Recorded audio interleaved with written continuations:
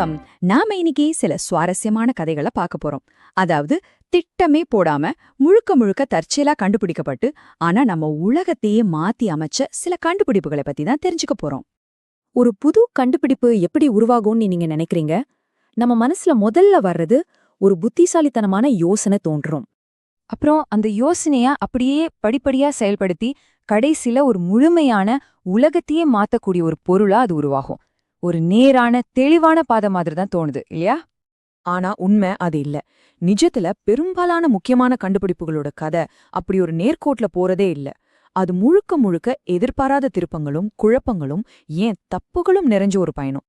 சரி வாங்க, இந்த மாஸ்டர் பிளான் அப்படிங்கிற கட்டுக்கதையை உடைச்சு கண்டுபிடிப்புகளோட உண்மையான அந்த சுவாரஸ்யமான பக்கத்துக்குள்ள நாம போகலாம். ஒரு விஷயத்த மனசுல வச்சு ஆரம்பிச்சு ஆனா கடைசியில சம்பந்தமே இல்லாத வேற ஒன்ன கண்டுபிடிச்ச சில கதைகளை இப்போ நாம வேகமா பார்க்கலாம். உதாரணத்துக்கு 1942ல டாக்டர் ஹாரி கூவர் போர்க்களத்துக்காக தெளிவான பிளாஸ்டிக் துப்பாக்கி முஷ்காட்டைகளை உருவாக்க முயற்சி செஞ்சாரு. ஆனா அதுக்கு பதிலா அவர் எதை தொட்டாலும் பிரிக்கவே முடியாத அளவுக்கு பயங்கரமா ஒட்டக்கூடிய ஒரு திரவத்தை உருவாக்கிட்டாரு. அன்னைக்கே அது ஒரு தேவையில்லாத ஒட்டும் குழப்பமா தெரிஞ்சது. ஆனா இன்னைக்கு அதுதான் நம்ம பயன்படுத்துற சூப்பர் க்ளூ. அதே மாதிரிதாங்க வீடுகள்ல நிலக்கரி அடுப்பு புகையால வர கரிய சுத்தம் செய்ய ஒரு மாவு மாதிரி ஒரு பொருள் இருந்துச்சு. கேஸ் அடுப்புகள் வந்ததும் அதுக்கு வேலையே இல்லாம போச்சு. ஆனா சில குழந்தைங்க அந்த மாவை வச்சு விளையாடுறத பார்த்தப்போதான் தெரிஞ்சது அந்த தேவையில்லாத பொருள் உலக புகழ்பெற்ற பிளேடோவா மறுபிறவி எடுக்க போகுதுன்னு. அடுத்து ஃபைசர் நிறுவன ஆராய்ச்சியாளர்கள் உயர் ரத்த அழுத்தத்துக்காக ஒரு மருந்த சோதனை செஞ்சுட்டு இருந்தாங்க. அந்த மருந்து இதயத்துக்கு பெருசா உதவல. ஆனா அதுக்கு பதிலா ரொம்பவே எதிர்பாராத ஒரு பக்க விளைவை ஏற்படுத்துச்சு. அந்த பக்க விளைவு தான் மருத்துவ உலகத்துல ஒரு புதிய அத்தியாயத்தையே உருவாக்குன வயாக்ரா. பொறியாளர் பர்சி ஸ்பென்சர் ரேடார் கருவிகளை சோதனை செஞ்சுட்டு இருந்தப்போ தான் பாக்கெட்ல இருந்த சாக்லேட் பார் உருகிறத கவனிச்சாரு. என்னடா இதுன்னு பார்த்தா ரேடார்ல இருந்து வர்ற மைக்ரோவேவ்கள் தான் காரணம்னு புரிஞ்சுக்கிட்டாரு. அந்த உருகிய மிட்டாய் தான் இன்னைக்கு நம்ம கிச்சன்ல இருக்கிற மைக்ரோவேவ் அவனுக்கு வழிவகுத்தது. அப்போ இந்த தற்செயல் நிகழ்வுகள் எல்லாம் எப்படி இவ்ளோ பெரிய கண்டுபிடிப்புகளா மாறுது? இதுக்கு பின்னாடி ஒரு செயல்முறை இருக்கு. இத நாம செரண்டிபிட்டி இயந்திரம்னு சொல்லலாம். செரண்டிபிட்டினா வெறும் அதிர்ஷ்டம் மட்டும் இல்ல, தற்செயலா நடக்கிற ஒரு விஷயத்துல இருக்கிற ஆச்சரியத்தை கவனிச்சு அதுல இருந்து ஒரு பயனுள்ள விஷயத்த உருவாக்குற திறமை தான் அது.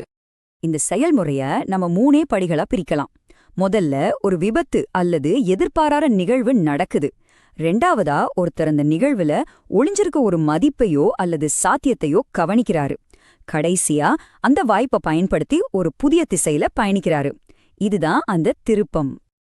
இந்த 3 படிகளையும் தெளிவா புரிஞ்சுக்க மருத்துவ உலகத்தோட மிக முக்கியமான கண்டுபிடிப்பான பென்சிலின் கதையை விட ஒரு சிறந்த உதாரணம் இருக்கவே முடியாது. 1928ல அலெக்சாண்டர் ஃப்ளெமிங் ஒரு சின்ன தவறு செஞ்சாரு. விடுமுறைக்கு போறதுக்கு முன்னாடி தன்னோட ஆய்வகத்துல ஒரு பெட்ரி டிஷ்ஷ கவனக்குறைவா திறந்து வச்சுட்டு போயிட்டாரு. இதுதான் அந்த விபத்து. திரும்பி வந்து பார்த்தப்போ அதுல பூஞ்சை வளர்ந்திருந்துச்சு. ஆனா ஆச்சரியமா அந்த பூஞ்சைய சுத்தி பாக்டீரியாக்கள் வளரவே இல்ல.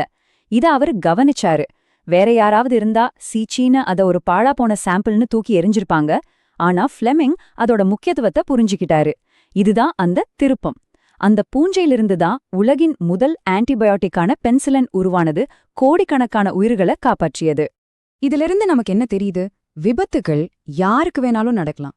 ஆனா வாய்ப்புகள் தயாராக இருக்கிற மனங்களுக்கு மட்டும்தான் சாதகமா அமையுது. ஆமாங்க, புகழ்பெற்ற விஞ்ஞானி லூயி பாஸ்டர் சொன்னது போல கவனிப்புத் துறைகளில் வாய்ப்பு தயாரான மனதிற்கே சாதகமாகிறது. அப்போ இந்த தயாரான மனம்னா என்ன? அது வெறும் அறிவு மட்டும் இல்ல, அது ஒரு தனியாத ஆர்வம். எதிர்பாராத விஷயங்களை திறந்த மனதோட அணுகுற ஒரு பண்பு.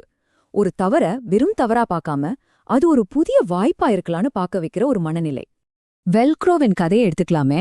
ஜார்ஜ் டி மெஸ்ட்ரல் தன் நாயோட நடந்து போனப்போ செடியோட காய்கள் அதோட ரோமத்துல ஒட்டிக்கிட்டதுதான் அந்த விபத்து. நம்மள மாதிரி ஒருத்தரா இருந்தா என்ன செஞ்சிருப்போம்? எரிச்சலோட அதை எடுத்து வீசியிருப்போம். ஆனா மெஸ்ட்ரலோட தயாரான மனம் இது ஏன் இப்படி ஒட்டுதுன்னு யோசிச்சது. அந்த ஆர்வத்தோட அதை நுண்ணோக்கியில வச்சு கவனிச்சாரு. அப்போதான் ஆயிரக்கணக்கான சின்ன சின்ன கொக்கிகள் துணியோட வளையங்கள்ல மாட்டிக்கிறத பார்த்தாரு. அந்த இயற்கையான அமைப்பா அப்படியே நகலெடுத்து வெல்க்ரோவை உருவாக்குனாரு. இதுதான் அந்த திருப்பம். ஃப்ளமிங்கோவோட கவனக்குறைவு, மெஸ்டரோட ஆர்வம், இந்த கதைகள் எல்லாம் நமக்கு என்ன சொல்ல வருது? ஒருவேளை நம்ம செய்ய போற அடுத்த பெரிய தவறுதான் நம்மளோட சிறந்த கண்டுபிடிப்பா இருக்கலாமோ? இந்த எண்ணெய 1 நிமிஷம் பாருங்க. 30-50%. இது என்ன தெரியுமா?